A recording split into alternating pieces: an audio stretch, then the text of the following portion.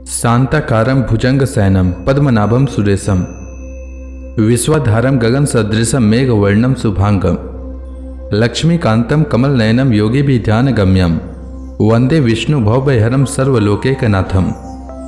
मंगलम भगवान विष्णु मंगलम गरुड़ध्वज मंगलम पुंडरीकाक्ष मंगलाय तनोहरि। ओम नमो भगवते वासुदेवाय। आज का दिन आप सभी के लिए मंगलमय हो। आज पौष महीने का 19वां दिन है। आइए सुनते हैं पौष मास की कथा का 19वां अध्याय। सूत जी कहते हैं, अद्भुत कर्मा भगवान श्री कृष्ण की कृपा से राजा परीक्षित अपनी माता की कोख में अश्वत्थामा के ब्रह्मास्त्र से जल जाने पर भी मरे नहीं। जिस समय ब्राह्मण के शाप से उन्हें डसने के लिए तक्षक आया, उस समय वे प्राण नाश के महान भय से भी भयभीत नहीं हुए, क्योंकि उन्होंने अपना चित्त भगवान श्री कृष्ण के चरणों में समर्पित कर रखा था। उन्होंने सबकी आसक्ति छोड़ दी। गंगा तट पर जाकर श्री सुखदेव जी से उपदेश ग्रहण किया और इस प्रकार भगवान के स्वरूप को जानकर अपने शरीर को त्याग दिया। जो लोग भगवान श्री कृष्ण की लीला कथा कहते रहते हैं, उस कथा अमृत का पान करते रहते हैं और इन दोनों ही साधनों के द्वारा उनके चरण कमलों का स्मरण करते रहते हैं, उन्हें अंत काल में भी मोह नहीं होता। जब तक पृथ्वी पर अभिमन्यु नंदन महाराज परीक्षित सम्राट रहे, तब तक चारों ओर व्याप्त हो जाने पर भी कलयुग का कुछ भी प्रभाव नहीं था। वैसे तो जिस दिन जिस क्षण श्री कृष्ण ने पृथ्वी का परित्याग किया, उसी समय पृथ्वी में अधर्म का मूल कारण कलयुग आ गया था। भ्रमर के समान सारग्राही सम्राट परीक्षित कलयुग से कोई द्वेष नहीं रखते थे, क्योंकि इसमें यह एक बहुत बड़ा गुण है कि पुण्य कर्म तो संकल्प मात्र से ही फलीभूत हो जाते हैं, परंतु पाप कर्म का फल शरीर से करने पर ही मिलता है, संकल्प मात्र से नहीं। यह भेड़िए के समान बालकों के प्रति सूरवीर और धीरवीर पुरुषों के लिए बड़ा भीरू है। यह प्रमादी मनुष्यों को अपने वश में करने के लिए सदा सावधान रहता है। शौनक आदि ऋषियों, आप लोगों को मैंने भगवान की कथा से युक्त राजा परीक्षित का पवित्र चरित्र सुनाया। आप लोगों ने यही पूछा था। भगवान श्री कृष्ण कीर्तन करने योग्य बहुत सी लीलाएं करते हैं, इसलिए उनके गुण और लीलाओं से संबंध रखने वाली जितनी भी कथाएं हैं, कल्याणकामी पुरुषों को उन सब का सेवन करना चाहिए। ऋषियों ने कहा, सौम्य स्वभाव सूत जी, आप युग युग जिए, क्योंकि मृत्यु के प्रवाह में पड़े हुए हम लोगों को आप भगवान श्री कृष्ण की अमृतमय उज्जवल कीर्ति का श्रवण कराते हैं। यज्ञ करते करते उसके धुएं से हम लोगों का शरीर धूमिल हो गया है, फिर भी इस कर्म का कोई विश्वास नहीं है। इधर आप तो वर्तमान में ही भगवान श्री कृष्ण चंद्र के चरण कमलों का मादक और मधुर मधु पिलाकर हमें तृप्त कर रहे हैं। भागवत प्रेमी भक्तों के लव मात्र के सत्संग से स्वर्ग एवं मोक्ष की भी तुलना नहीं की जा सकती, फिर मनुष्यों के तुक्ष भोगों की तो बात ही क्या है। ऐसा कौन रस मर्मज्ञ होगा जो महापुरुषों के एकमात्र जीवन सर्वस्व श्री कृष्ण की लीला कथाओं से तृप्त हो जाए। समस्त प्राकृत गुणों से अतीत भगवान के अचिंत्य अनंत कल्याण में गुण गणों का पार तो ब्रह्मा शंकर आदि बड़े बड़े योगेश्वर भी नहीं पा सके। विद्वान, आप भगवान को ही अपने जीवन का ध्रुव तारा मानते हैं, इसलिए आप सत्पुरुषों के एकमात्र आश्रय भगवान के उदार और विशुद्ध चरित्रों का हम श्रद्धालु श्रोताओं के लिए विस्तार से वर्णन कीजिए। भगवान के परम प्रेमी महाबुद्धि परीक्षित ने श्री सुखदेव जी के उपदेश किए हुए जिस ज्ञान से मोक्ष स्वरूप भगवान के चरण कमलों को प्राप्त किया, आप कृपा करके उसी ज्ञान और परीक्षित के परम पवित्र उपाख्यान का वर्णन कीजिए, क्योंकि उसमें कोई बात छिपा कर नहीं कही गई होगी और भगवत प्रेम की अद्भुत योग निष्ठा का निरूपण किया गया होगा।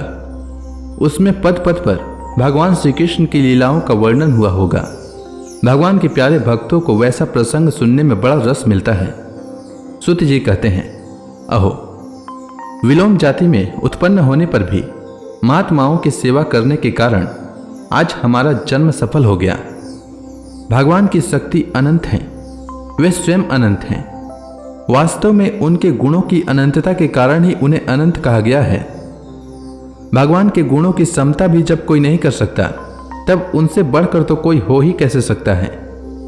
उनके गुणों की यह विशेषता समझाने के लिए इतना कह देना ही पर्याप्त है कि लक्ष्मी जी अपने को प्राप्त करने की इच्छा से प्रार्थना करने वाले ब्रह्मादि देवताओं को छोड़कर भगवान के न चाहने पर भी उनके चरण कमलों की रज का ही सेवन करती हैं। ब्रह्मा जी ने भगवान के चरणों का प्रक्षालन करने के लिए जो जल समर्पित किया था, वही उनके चरण नखों से निकलकर गंगा जी के रूप में प्रवाहित हुआ। यह जल महादेव जी सहित सारे जगत को पवित्र करता है। ऐसी अवस्था में त्रिभुवन में श्री कृष्ण के अतिरिक्त भगवान शब्द का दूसरा और क्या अर्थ हो सकता है। जिनके प्रेम को प्राप्त करके धीर पुरुष बिना किसी हिचक के देह गेह आदि की दृढ़ आसक्ति को छोड़ देते हैं और उस अंतिम परमहंस आश्रम को स्वीकार करते हैं जिसमें किसी को कष्ट न पहुंचाना और सब ओर से उपशांत हो जाना ही सर्वधर्म होता है। सूर्य के समान प्रकाशमान महात्माओं, आप लोगों ने मुझसे जो कुछ पूछा है वह मैं अपनी समझ के अनुसार सुनाता हूँ। जैसे पक्षी अपनी शक्ति के अनुसार आकाश में उड़ते हैं, वैसे ही विद्वान लोग भी अपनी अपनी बुद्धि के अनुसार ही श्री कृष्ण की लीला का वर्णन करते हैं। एक दिन राजा परीक्षित धनुष लेकर वन में शिकार खेलने गए हुए थे। हरिणों के पीछे दौड़ते दौड़ते वे थक गए और उन्हें बड़े जोर की भूख और प्यास लगी। जब कहीं उन्हें कोई जलाशय नहीं मिला तब वे पास के ही एक ऋषि के आश्रम में घुस गए। उन्होंने देखा कि वहां आंखें बंद करके शांत भाव से एक मुनि आसन पर बैठे हुए हैं। इंद्रिय प्राण मन और बुद्धि के निरुद्ध हो जाने से वे संसार से ऊपर उठ गए थे। जागृत स्वप्न सुसुप्ति तीनों अवस्थाओं से रहित निर्विकार ब्रह्म रूप तुरीय पद में वे स्थित थे। उनका शरीर बिखरी हुई जटाओं से और कृष्ण मृग चर्म से ढका हुआ था। राजा परीक्षित ने ऐसी अवस्था में उनसे जल मांगा क्योंकि प्यास से उनका गला सूखा जा रहा था। जब राजा को वहां बैठने के लिए तिनके का आसन भी न मिला, किसी ने उन्हें भूमि पर भी बैठने को न कहा। अर्घ्य और आदर भरी मीठी बातें तो कहां से मिलती। तब अपने को अपमानित सम्मान कर वे क्रोध के वश हो गए। सौनक जी, वे भूख प्यास से छटपटा रहे थे, इसलिए एकाएक उन्हें ब्राह्मण के प्रति ईर्ष्या और क्रोध हो आया। उनके जीवन में इस प्रकार का यह पहला ही अवसर था। वहां से लौटते समय उन्होंने क्रोधवश धनुष की नोक से एक मरा सांप उठाकर ऋषि के गले में डाल दिया और अपनी राजधानी में चले आए। उनके मन में यह बात आई कि इन्होंने जो अपने नेत्र बंद कर रखे हैं, सो क्या वास्तव में इन्होंने अपनी सारी इंद्रिय वृत्तियों का निरोध कर लिया है, अथवा इन राजाओं से हमारा क्या प्रयोजन है। यह सोचकर इन्होंने झूठ मूठ समाधि का ढोंग रच रखा है। उन समीक मुनि का पुत्र बड़ा तेजस्वी था। वह दूसरे ऋषि कुमारों के साथ पासी खेल रहा था। जब उस बालक ने सुना कि राजा ने मेरे पिता के साथ दुर्व्यवहार किया है, तब वह इस प्रकार कहने लगा, ये नरपति कहलाने वाले लोग कितना अन्याय करने लगे हैं। भगवान श्री कृष्ण के परम धाम पधार जाने पर ये मर्यादा तोड़ने वाले हो गए हैं। मेरा अब तपोबल देखो। अपने साथी बालकों से इस प्रकार कहकर क्रोध से लाल लाल आंखों वाले उस ऋषि कुमार ने कौशिकी नदी के जल से आचमन करके अपने वाणी रूप वज्र का प्रयोग किया। कुलांगर परीक्षित ने मेरे पिता का अपमान करके मर्यादा का उल्लंघन किया है, इसलिए मेरी प्रेरणा से आज से 7वें दिन उसे तक्षक सर्प डस लेगा। इसके बाद वह बालक अपने आश्रम पर आया और अपने पिता के गले में सांप देखकर उसे बड़ा दुख हुआ और वह रोने लगा। विप्रवर सौनक जी, सुमिक मुनि ने अपने पुत्र का रोना चिल्लाना सुनकर धीरे धीरे अपनी आंखें खोली और देखा कि उनके गले में एक मरा सांप पड़ा है। उसे फेंक कर उन्होंने अपने पुत्र से पूछा, बेटा तुम क्यों रो रहे हो? किसने तुम्हारा अपकार किया है? उनके इस प्रकार पूछने पर बालक ने सारा हाल कह दिया। ब्रह्मर्षि समीक ने राजा के साप की बात सुनकर अपने पुत्र का अभिनंदन नहीं किया। उनकी दृष्टि में परीक्षित साप के योग्य नहीं थे। उन्होंने कहा, ओह मूर्ख बालक, तूने बड़ा पाप किया।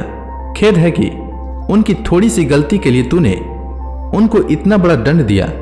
तेरी बुद्धि अभी कच्ची है। तुझे भगवत स्वरूप राजा को साधारण मनुष्यों के समान नहीं समझना चाहिए, क्योंकि राजा के दुस्सह तेज से सुरक्षित और निर्भय रहकर ही प्रजा अपना कल्याण संपादन करती है।